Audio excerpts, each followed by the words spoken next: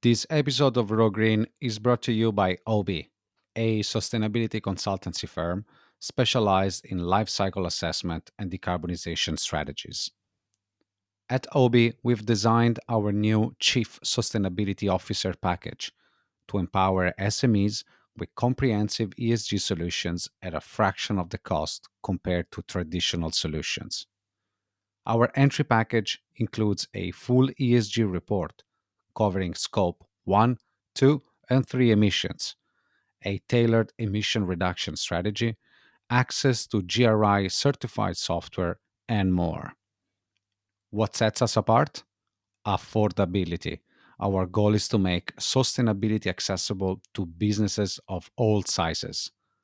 Contact us for a free consultation at info@oneob.com or through the links provided in the description. And now, get ready for the next episode of Raw Green. Ciao!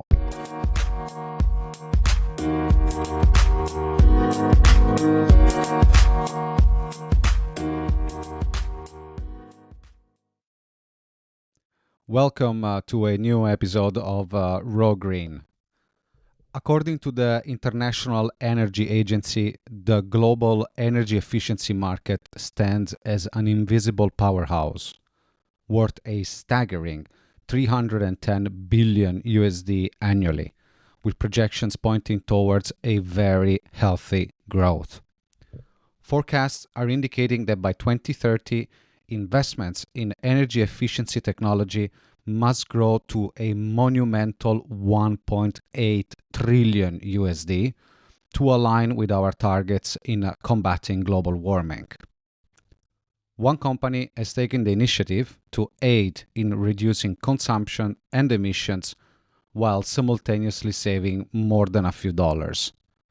They have directed their efforts towards something we all rely on, that is in everyone's home, office, and perhaps even on the International Space Station, and it is the humble socket, which now, thanks to these guys, has graduated into a smart socket. Today we're happy to have on Raw Green a gentleman that has seen with his own eyes what incredible results a smart socket can deliver. So, ladies and gentlemen, please welcome Adam Wright from Measurable Energy. Welcome, Adam. Thanks. Great to be on the podcast and speak to you. Nice to have you. And Adam, let me start by asking you immediately something that it comes in my mind quite frequently, and it is why do you think that people or the news in general speaks more broadly about energy generation, which is renewables, hydrogen, and whatnot, and much less about energy efficiency and savings? Yeah, I think I've been thinking about this one a lot, and we at Measurable Energy think about this one quite a lot. And I think what it really comes down to is that energy generation projects are generally big projects. You know, they're big solar installations, offshore wind farms. They're big, sexy projects. Yeah. They've got lots of investment to them. They've got lots of people coming. Lots of stakeholders involved. Lots of different companies all working together. And that's why they command all of that interest, because you've got all of this, you've got all these stakeholders and all these people that are getting involved in that. But when you come down to like energy efficiency, it's something in the background. It's not seen as attractive as one of those big projects. It's not as newsworthy, to go into. But as you kind of highlighted there from the intro, that there's so much to go after, and a lot of these big renewable projects, it doesn't make sense to do it in that order. Why do we spec a building or solar on a building to energy consumption that is 20% higher than it should be, because we've got 20% of waste across the whole building, or even more. It makes sense from a financial point of view to look at efficiency first and then start speccing out your renewables. But it's just not as interesting. It's not as cool. And and that's kind of what we're trying to change a little bit, is make Mm. it more interesting, make it something that is a bit more attention grabbing. Yeah, that is true, and it grabs news attention because of the size of these projects that are incredible. They're huge. They're just massive, and also it has a particular political and social interest as well, which is doesn't have to be underestimated. But nonetheless, the energy efficiency market, it is something that will be dramatically needed, also because of the implementation of these big renewable energy projects, which they generate intermittency into the grid. So, and national grids across the globe are not ready to cope with the loads of coming from renewables. So, and the best way to do that, it is to prevent that, it is by acting onto energy efficiency project. Do you think to help push more onto energy efficiency projects, that at UK level, but also at EU/global level, there are enough incentives to invest in energy efficiency? It's a good question, and I think the answer has to be no, because otherwise every building would be, looking at energy efficient measures. There's a mixture of different levels of incentive in the UK, and it's all very much regional. There's not a huge amount of national push across it. It depends on where the business is located within the UK and how, if any, funding or any support they can get. It's quite often matched rather than straight up funding for that, and in other cases it's a loan to do that. I think where the big push comes at the moment is just from businesses realizing it themselves, like, if we spend this, we'll save this. And that's come more to the forefront with energy prices going up. But it's not just about energy. We're talking about energy efficiency here, but it's also about those carbon emissions behind the scenes. Generating. Sure. We're generating that energy. We're using carbon emissions to do that, and then we're immediately wasting it because we're not using it. It's just going to power a device that's not being used by anyone. And I think that is also one of the drivers that is kind of that is kicking businesses in, is that there's more and more pressure to be actively reducing that carbon footprint, and if you can tie the two together, and you get that financial gain and that carbon reduction, it makes a lot of sense. But no, I don't think there is.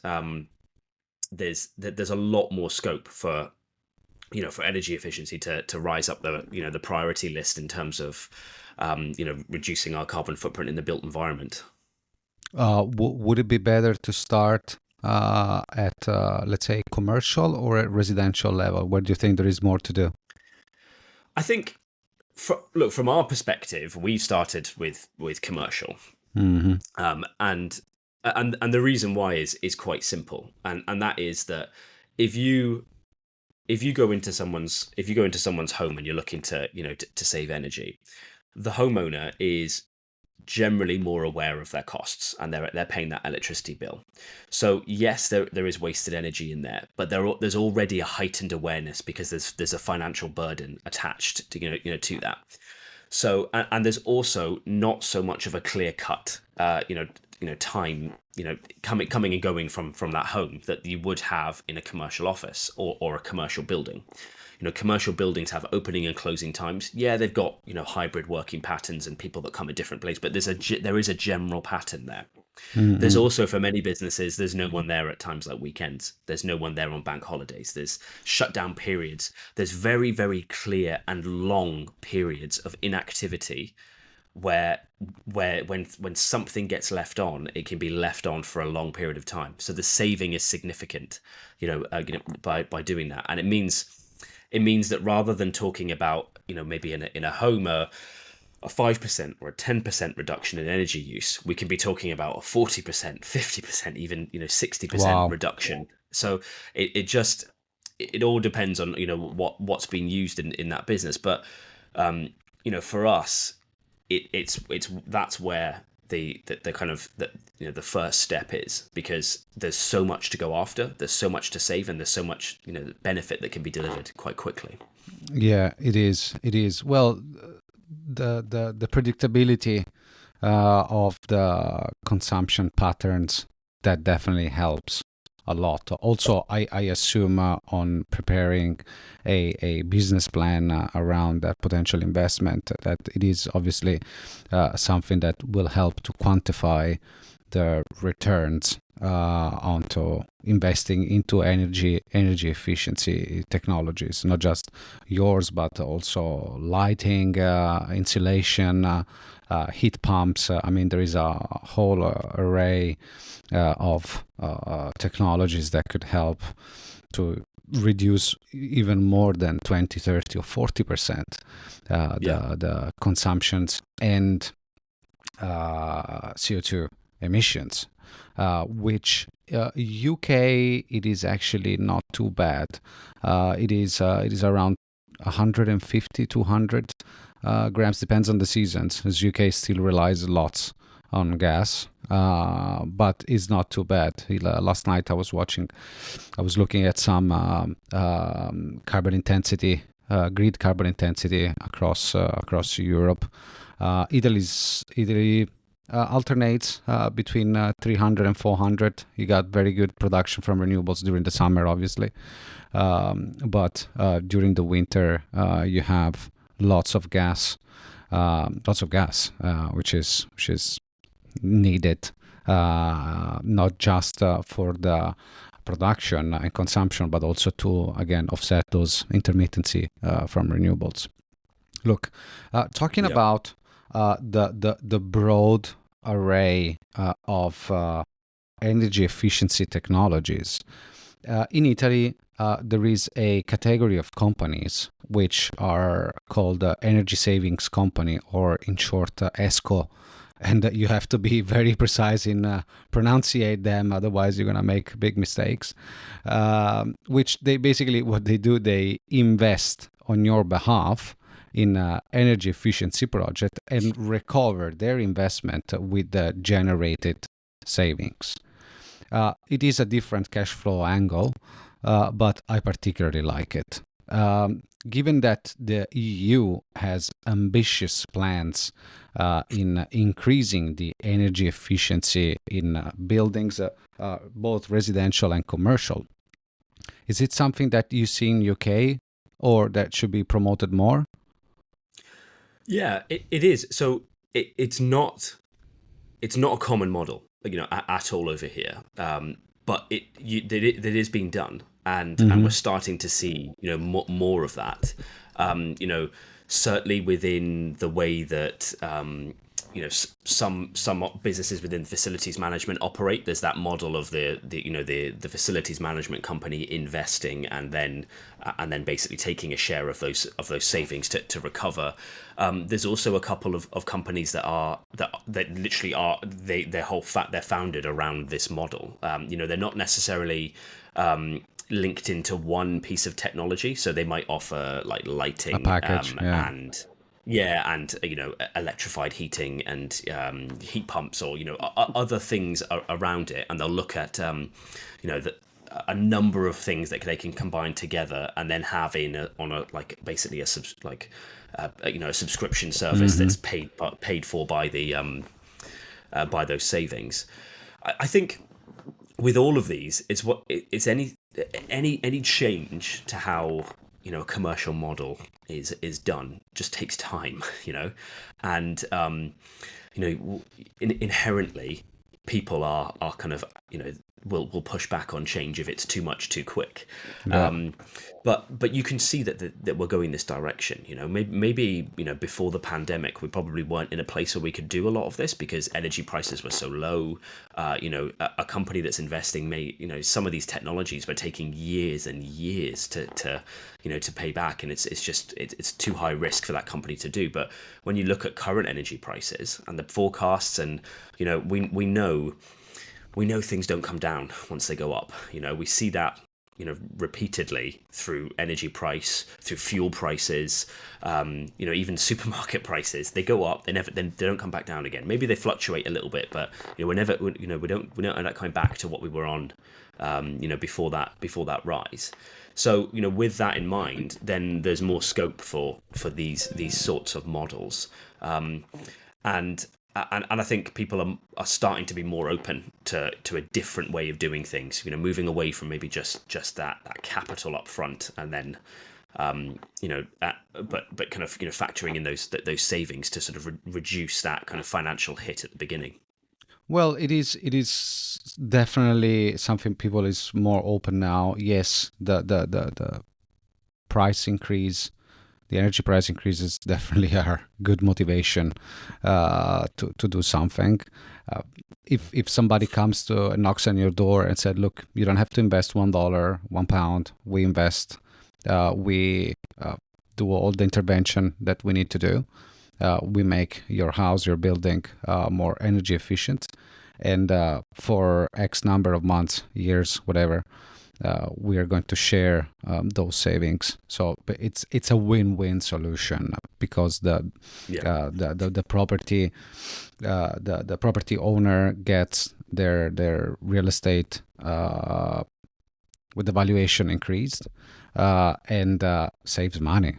It is a win-win solution. Right now, it's a little bit more difficult, probably because also of a high interest rate that doesn't help. But if you have that cash power to be able to do the projects unleveraged, that is definitely a big big help with very healthy returns. Yeah, and just to add to this, there's also a variation of this model, which I think is one in the future. We're probably not quite there with it yet, but in the future, for anything that's related to to energy, where you'll see that all the big energy companies now are doing these flexibility services with people in their homes. So like the energy company says to you, if you reduce your energy consumption in your home during this period, we will pay you for doing that, and it's a price per kilowatt hour.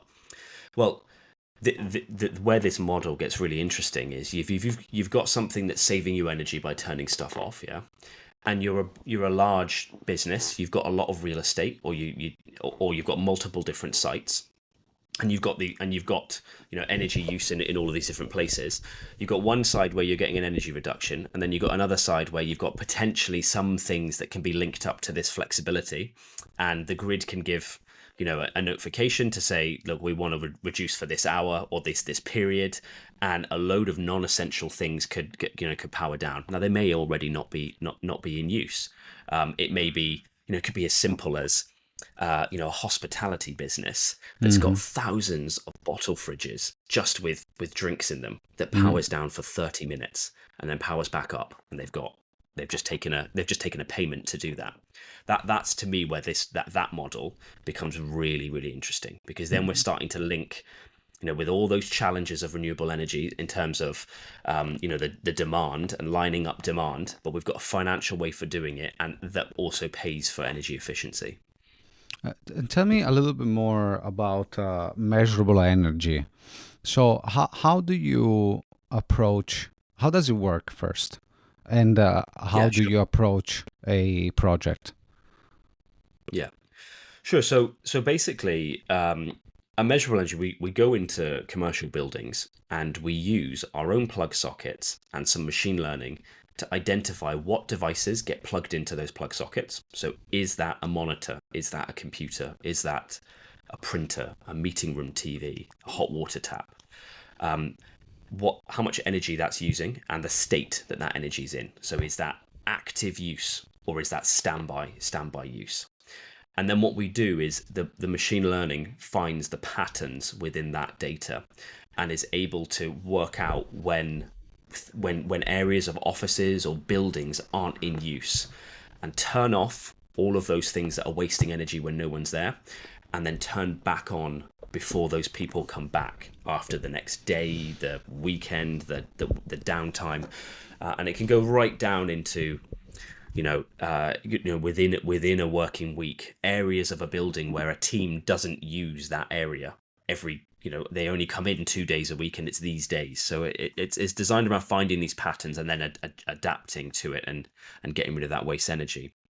And a typical project for us is that we generally go with businesses that have large commercial real estate, whether or not that's one site or multiple sites. And we do a site audit where we go and we look at the setup of their plug sockets. So we're looking at what kind of appliances that they've got plugged in, how they're set up. So is that a wall socket? Is it in a floor box? Are they all extension leads? And then what we do is we use a model that calculates that it's got all of our savings that we've ever delivered through the system, all the data that's from all the different plug sockets anonymized, and we use that to be able to project how much energy we think we can save based on their appliances, their energy rate, and their building. From there, it gets installed, and that can be, if it's extension leads, it can be just plugged in. If it's wall sockets or floor boxes, they do need to be changed by an electrician, or fuse spurs changed by an electrician as well. And then we set the system going. Basically, it does a very short period of learning. So within a week, it's able to start turning stuff on and off. Oh wow! And sorry, this is a question that might be stupid, but I'm curious. Does it turn on and off the appliances? Yes. So what happens if I have my computer attached and I left at the office, and it finds out that, I don't know, from 8 p.m. Until the following morning, I'm not using it, but I keep turning on, I kept it on. What does it do, the socket? Will it turn it off completely? Yeah, so it's got multiple different ways it can be set. So you can protect sockets and devices that you might not want to turn off immediately, or for periods of time. But if it detects that there's standby energy use there, and that the building is not in operation, and it's been told to turn everything off, then it will it will turn them off. But it because it can detect state. It can also be set to not turn things off that are in an active state. So, for example, you could have a whole office that's got loads of monitors and standby and laptop docks with nothing plugged in, and printers and hot water taps and things like that. But one or two people are still working and they're actively using. Well, the system can determine between those ones that have nothing and those ones that have one or two people there. So it's essentially an occupancy system with the energy use of that building. Okay, interesting. Well, and by investing in a smart socket, what kind of return a property owner or user can expect to have? Yeah, so it gets split into various different building types, and you can imagine that some buildings have way more higher sort of energy devices in them, but in a standard commercial office, we find that our paybacks are within sort of 12 to 18 months. And now it does depend on the energy price. If someone is paying a very, very low historic rate, that can be longer. But likewise, if some of the energy prices we find where people were locked in that kind of mad panic of rising prices, if it's a lot higher than 30p, then that payback can come right down. And then within sort of like hospitality and laboratories and manufacturing facilities, those paybacks come down even further, and we start talking about months. One of the Wow. one of the big markets for us is portable cabins. So like like modular buildings, those buildings that get either are on a construction site. So you see them all piled up on top of each other. In some of those construction sites, they're Oh like yeah, yeah, small yeah. Of cities. course, of course. Yeah, Yeah, yeah, yeah. Portable offices. Yeah, yeah, like yeah, container yeah. offices. Okay, okay. Yeah, and within them, everything's electrified. So all the heating is through True. fuse spurs and plug Yeah. sockets. The lighting is generally LED and a very small fraction of that power. Within there, we're talking we've got paybacks that have been within a month. In terms of, because they're often not on the grid, or when they are on the grid, they're on a higher rate. So yeah, it's there's a real mix, and it depends on the type, but generally, within that kind of 12 to 18 month mark. Sorry, those portable offices in construction fields, they also work on generators, on diesel generators most of the Yeah. time. So So this is another this is the another emission challenge that reduction, they've got. yeah, it is fantastic. Also on that is diesel generators, they're not the best. I mean, in Yeah. terms of emission. Yeah.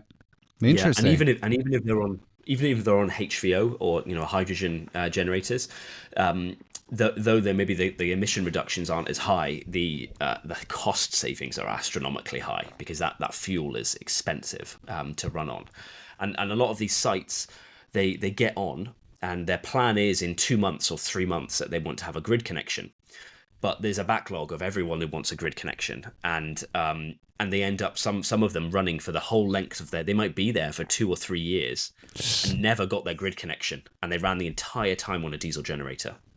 Jesus. Yeah. Okay. So that is a massive help too, for them to save quite a lot. Even if the heating has to go electric, that is quite a lot. And can you tell me a project that shocked you, in terms of, I don't know, the efficiency generated, the numbers that resulted? Yeah, yeah, sure. Yeah, so we, before we start turning anything on and off, we like to start getting some data through and be able to look at these patterns. But what the system's also looking for is, it's looking for things that just shouldn't be normal, are a bit unusual in terms of that power consumption. And we had a really, really interesting project with Reading University.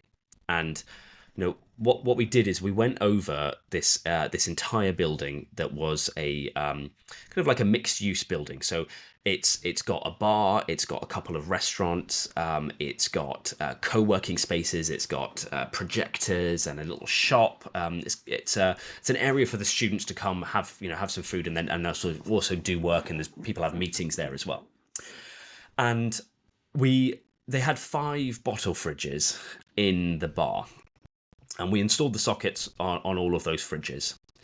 And the first thing that came back from the data was that each one of those fridges was using roughly 10 times the amount of energy that the spec sheet of the fridge said that it should be using. Jesus. So that was the first thing that was pretty alarming. This is a very high amount of energy here. And it shouldn't be this high. Now, the university saw this and made a decision quite quickly to change the fridges, to go and buy brand new energy efficient ones. They were older, so they went for that swap. We did a comparison of the week before the swap and the week after the swap, and it was an 89% reduction in energy use across the 5 Jesus fridges. Christ. Just on those, so that's 5 sockets basically. Just on those 5 sockets, their energy saving from that swap is £12,000 per year. Wow. And they've not even, and at that point, they hadn't started turning anything on or off yet. So even when you factor in the cost of replacing those fridges, the system's already essentially paid for itself. Yeah, before even turning anything off. But the most interesting thing from that is that there was there had been a little bit of concern, or not, maybe not concern, but there had been some questioning around, could you safely turn a bottle fridge off, overnight for a couple of hours? And there was loads of different theories out there. The manufacturers kind of were saying that the energy, that the spike in energy when turning it back on would be higher than the saving. And when we looked at the data for on the older fridges, and ran some kind of tests with that, we saw they were true. That was right. The energy spike was massive, on them coming off. But the brand new ones, so these new ones that had perfect seals, Insulation. an efficient, really, really well insulated, efficient motors on them. There's not even a blip. It's as long as the fridge door doesn't get opened, then nothing happens. So with those fridges now are going off for 6 hours. There's absolutely no drop in it at all, and there's no change in the energy use. Zero over 6 hours. Yeah.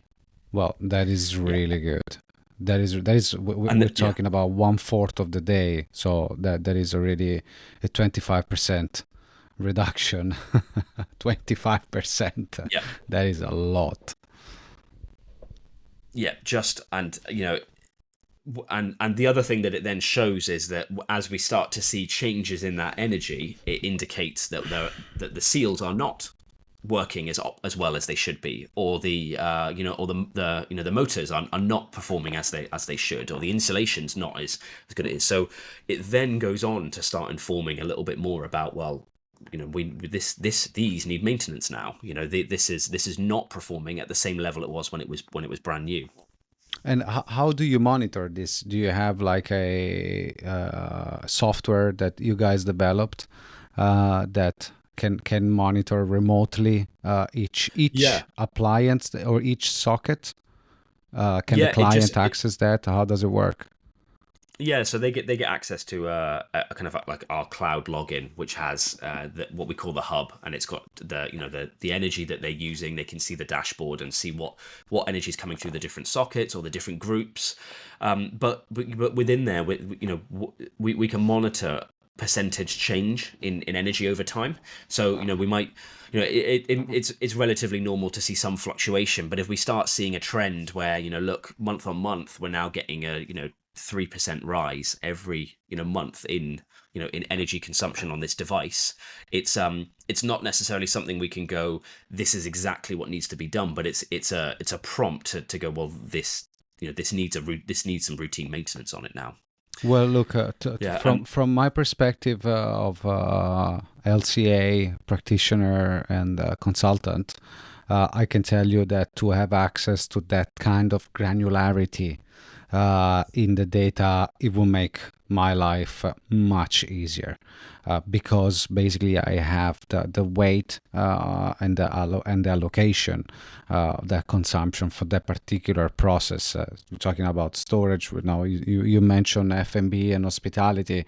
You're talking about the cooking part, which is obviously another important part in the whole process. And what you were saying, it is for bar and restaurant. Imagine can you work also on 3-phase? No, you don't work on 3-phase.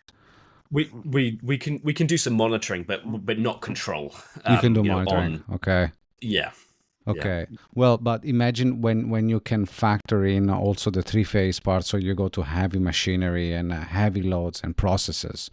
That is really good when you work on a life cycle assessment of a product that helps. The same way you helped the University of Reading to save 80+% in energy efficiency and reduction in consumption. Sorry. Yeah. The same. It is exactly the same concept of LCA. You study that process to be able to find a hotspot and then act on that hotspot. So. Brilliant. Wow, 80%, it is a lot. So anybody that works in the F&B, you gotta check your fridges. Yeah, no, exactly. And to be honest, well, that was kind of only really the start with it there, because it's good that we start talking about LCAs on it, because what that kind of led to was this whole sort of deep dive further with the fridge manufacturers. Okay, so the recommendation from a lot of them is to not turn things on and off, and it's really down to not having this kind of data, not being able to see the kind of the savings. But now Reading have been working out, even if a fridge's overall life cycle was reduced by a year or even 2 years, from turning stuff on and off, the overall carbon footprint is drastically reduced, and Amazing. the cost saving recovered. So it makes almost no difference to or in fact, it's more positive on the LCA for that, Amazing. for that piece. So it is a shift in thinking and in how we look at things, and it's like anything, it's our hope that this becomes more normal. That some of these things that people are kind of have been more hesitant to turn off because of historic reasons. It becomes more natural to do, and more data like this can inform those LCAs and make it, and put the justification together for why it financially and in terms of carbon makes sense. Yes, fantastic. And now we're talking about, let's say, improvement or retrofitting. Have you ever got in touch with, for example, new developments that they start immediately by having a smart socket installed in their properties? Yeah, yeah, absolutely. We do. We do projects that are getting in the scoping stage, and that is one of the most cost effective times to put this into both in terms of the cost of the project, but also the life cycle of us taking other sockets out, or reusing sockets. So we do that. We go in at at that start of a project phase. We also do like refurbs. So a contractor might be refurbing an office space, and at that point we'll also get involved. We the link for us has kind of been around construction. Starting in those site cabins. Getting those big savings from generators and high cost grid connections, and then it's been a natural transition from, well, if we're on the site, what we could be in the building that they're building as well. So that link has been made, and we start to get, and we've been specced into some projects from that side of things. Fantastic, fantastic. And regarding your software and the whole way you track the data, you were saying before it is machine learning, AI. Now AI is like Yeah. parsley. Now it is everywhere. Can you please break it down a little bit? How does it work? Yeah. Yeah, sure. So we have two types of machine learning, or you could also say AI, within there. And the first bit is all around identification. Okay, so essentially what it is it's an algorithm that looks at the energy consumption of that appliance that's been plugged in.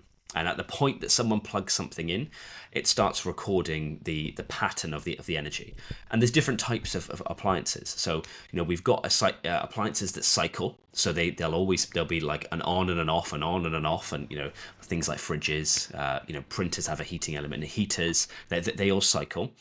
And then you've got things that are more conventional, so like like a laptop charger, where it might have some standby energy, but it also has various different amounts of energy in the different stages of charging or use of the appliance. And what our model does is it classifies those into those different classes, and then uses the historic data that we've got in the model to identify what that device is that's plugged in based on its pattern. Some of them are easier to do. Obviously, it's easier to tell a monitor apart from a hot water tap. So some of them are similar, and it's got to look in more detail. Like a large monitor might be quite similar to a small TV. a laptop dock is very similar to a laptop charger, things like that. But within those ones, the context is the same. So as long as it knows that it's one of those two things, it's got the context to be able to go to the next stage. So that's the first study. So it's essentially a model that's comparing against other energy profiles that we've seen, and then getting that ID. Now, why we need that ID is that if we know, or the system already knows, what things are plugged in, we have no need to go into that building and walk around and start labeling things up, or even going into the platform in the cloud and saying this is this, this is this. And this is crucial because maybe in your home, when you only have 10 or 12 of the sockets, it's not too much of an admin burden for you to go around and just label them up and say that this is what these are. Yeah. But if you're a business and you've got 1,000 of these spread over 3 sites, and you need to constantly keep the labels accurate so that you know what can be turned on and off. Yeah. Now we're talking about this is almost like a hidden cost that we'd have to push. Either we have to do it and charge for it, or we need to push that down onto the customer. To do. So that's why it's absolutely crucial. It's a barrier to scale, and by having it takes away this key part of the whole system that makes it really, really scalable. Now, when we've got that info, and we know that this lots of energy is getting used in the day, and all of these things are going into standby at night, then the next thing is an algorithm that runs up in the cloud that basically is looking for those patterns. So it's looking to see when the majority of things in that area go into standby. And I'll use a desk as a perfect example, because there are things that don't go into standby, and people might wonder, well, how do we know if that never goes into standby that it's wasting energy? Well, someone sat at their desk and they've got their monitor and they've got their laptop plugged in, and they get up and they unplug the laptop. After a set period of time, that monitor will go into standby. And now the system sees that there is no laptop plugged into that charger. There's no active energy. Okay. And the monitor is in standby. There's no one at that desk. Turn it off. Yeah. Now, right. But before we do that, let's just double check what's going on around it. Yeah. Maybe there's 100 desks in that area, and all of them are empty. Right. No one is in this section of that building. But hang on a second, because the printers in that area are still on, and the meeting room TV and AV equipment all got left on, and the hot water tap in the kitchen is boiling hot water right now. Well, those things are on, or they could be on standby, but we know that there's no one in that area, so that subsection can then get turned off, and then it just keeps going out wider and wider until you're looking. So it gets, it can be on an area, a floor, a room, but then it goes right out through to the whole building to look at that.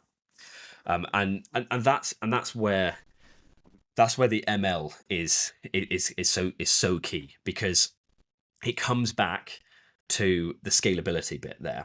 And if you and going back to someone's home, imagine, so you've labeled up all of your sockets, but now you need to tell them to turn on and off at certain times. So you program them up to do that.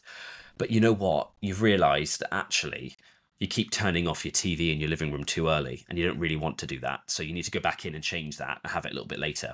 And then you've realized that, oh, actually I need to change my kitchen ones because I want a coffee a bit earlier in the morning. Well, if you have to do that in a business because people are coming in at different times, then once again you need someone managing all of these different on-offs that are going on those sockets. But the way that ours works is it leads off the patterns. So if people start staying later, the sockets turn off later. If people start coming in earlier, the sockets turn on earlier. So it keeps building on itself and getting more and more accurate. And we start off conservative, so that the vast majority of people that have this installed do not know that the sockets are getting turned off when they're not there. And that's the best. That's the proof. That is the proof that works. Yeah. That is the proof that works. Fantastic. Thank you, Adam. Appreciate that. That was Very interesting to know. And I mean, there are so many things that could help, and definitely smart socket are something that could help to save both money and emissions, which are both extremely necessary if we want people to also get, let's say, affectionated. They start to get interested into more energy efficiency technology, which are fascinating. And everything you do, it is immediately quantifiable, immediately, like in a second, because you receive Yeah, a monthly bill. So in a month, you see immediately how is that working or not. Look, Adam, with this, yeah, I thank you for being here with us on Raw Green. Thank you for sharing your knowledge and information. I look forward doing another episode with you in the future and knowing more about what's coming next for measurable energy and your technology. So thank you yeah. very much, and I'll catch up soon. Great. Thank you very much for having me. It's really good to talk to you about this. Thank you, Adam. Ciao. You take care. Thank you for joining us on this episode of Raw Green, brought to you by Obi. At Obi, we have designed our new Chief Sustainability Officer package to empower SMEs with comprehensive ESG solutions at a fraction of the cost compared to traditional solutions. Our entry package includes a full ESG report covering Scope 1, 2, and 3 emissions, a tailored emission reduction strategy, access to GRI certified software, and more. What sets us apart? Affordability.